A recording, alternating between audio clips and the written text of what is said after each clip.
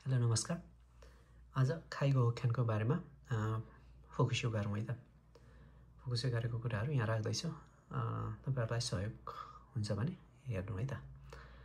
खाइगो होख्यान है, जापानमा आइसकेपछि विभिन्न किसिमका होख्यानहरुमा चाहिँ हाइरु गर्नुपर्ने हुन्छ। तीमध्ये एउटा खाइगो होख्यान पनि हो।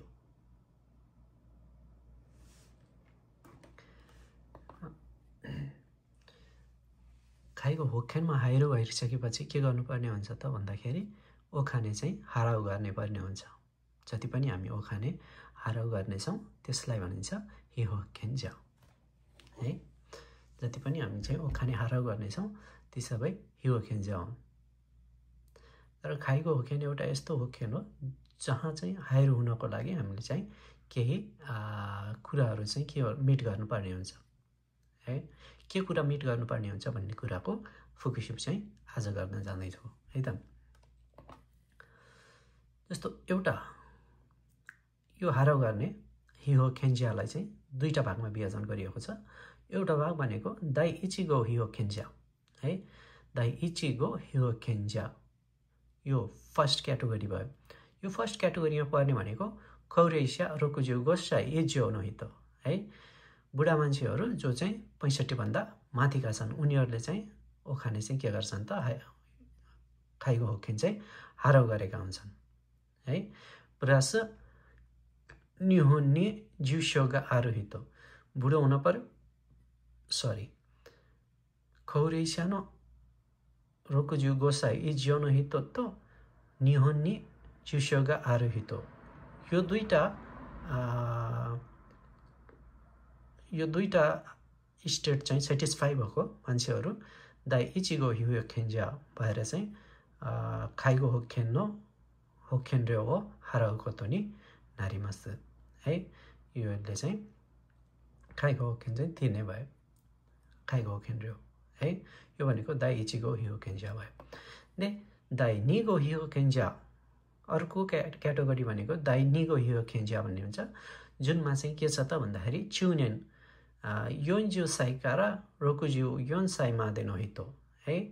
योन्जु साइकारा रोकुज्यू 64 वर्षसम्मका मान्छेहरू चाहिँ यसमा चाहिँ हायर हुन्छन्।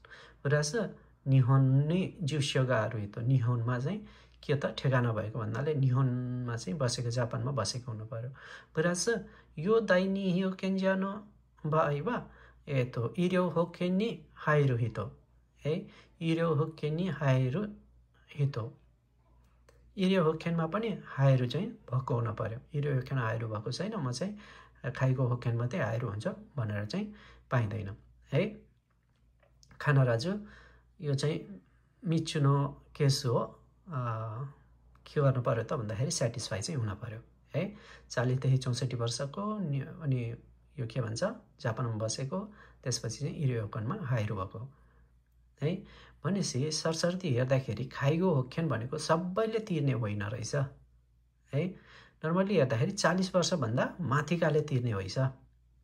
40 वर्षदेखि 64 वर्षको एउटा क्याटेगोरीमा रहेछ। त्यसपछि 65 वर्षभन्दा माथिको अर्को क्याटेगोरीमा रहेछ। 65 वर्षभन्दा माथिको भनेको चाहिँ के छ कौरेस्या बुढा मान्छेहरू मात्रै हुन् है, जो चाहिँ निहोनमा चाहिँ बसेका हुन्छन्। यो दुईटा कन्डिसन छ।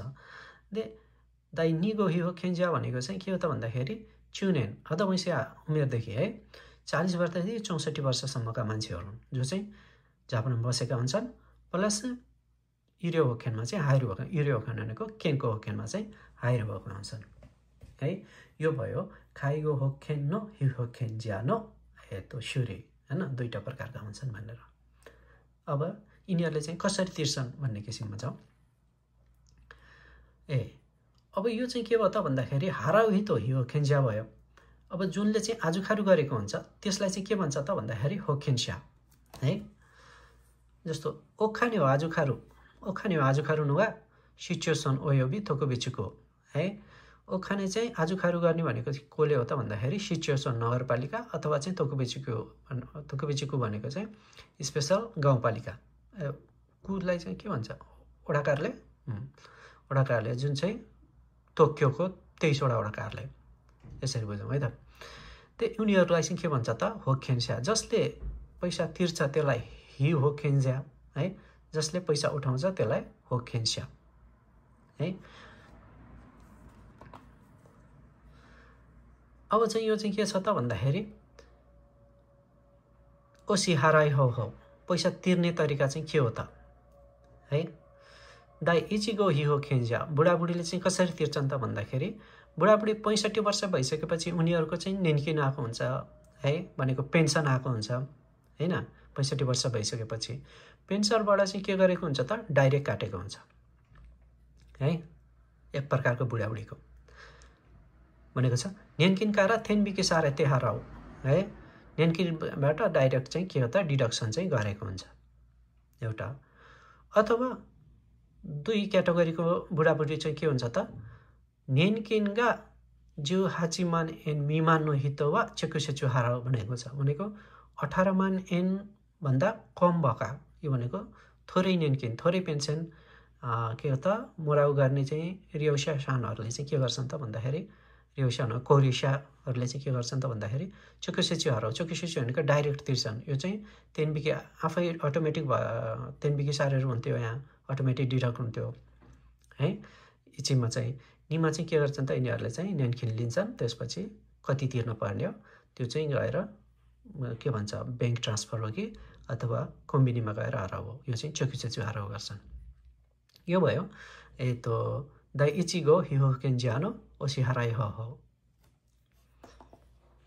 दे दाइ निगो हिहो केन्जियानो ओसी हराइ हो है। दाइ निगो हिहो केन्जिया भन्ने बित्तिकै 40 देखि 64 वर्षका त लगभग काम गरिरहेका हुन्छन् हैन, जागिर खाइरहेका हुन्छन्। जागिर खाने बित्तिकै चाहिँ पैसा महिना पछि आएको हुन्छ भनेको माई एक किसिमले चाहिँ के गर्छ त भन्दाखेरि कहाँबाट त काट्छ त भन्दाखेरि माई चुकी क्युरेउका र तेनबिकी सारे त्यहाँ हराउ है, प्रत्येक महिना चाहिँ तलबाट चाहिँ काटेर लगेको हुन्छ है, प्रत्येक महिना तलबाट काटेर लगेको हुन्छ। र यो खाट्ने चाहिँ कोसँग त भन्दाखेरि इर्यो होखेन त इस्योनी हराउ, इर्यो होखेन सँगसँगै यो चाहिँ के हुन्छ त काटेर लगेको हुन्छ। अहिले चाहिँ हामी 40 वर्ष पुगेका छैनौँ, इर्यो होखेन खेनको होखेन दाइ कति 12,000 13,000 आएको हुन्छ भने अब चाहिँ तो नन्ते 40 वर्ष पुरा भइसकेपछि अब चाहिँ खाइको होखेन पनि हराउ गर्नुपर्ने हुन्छ। त्यो 13,000 मा अब 5-6,000 कति हुन्छ हैन, 6,000 समथिङ कति हुन्छ, त्यो प्लस गरेर चाहिँ एकैचोटि इर्यो होखेन भनेर चाहिँ त्यो हराउ गर्नुपर्ने हुन्छ। यो चाहिँ भयो दाइ निगो हि होखेन ज्यानो ओसी हराए हो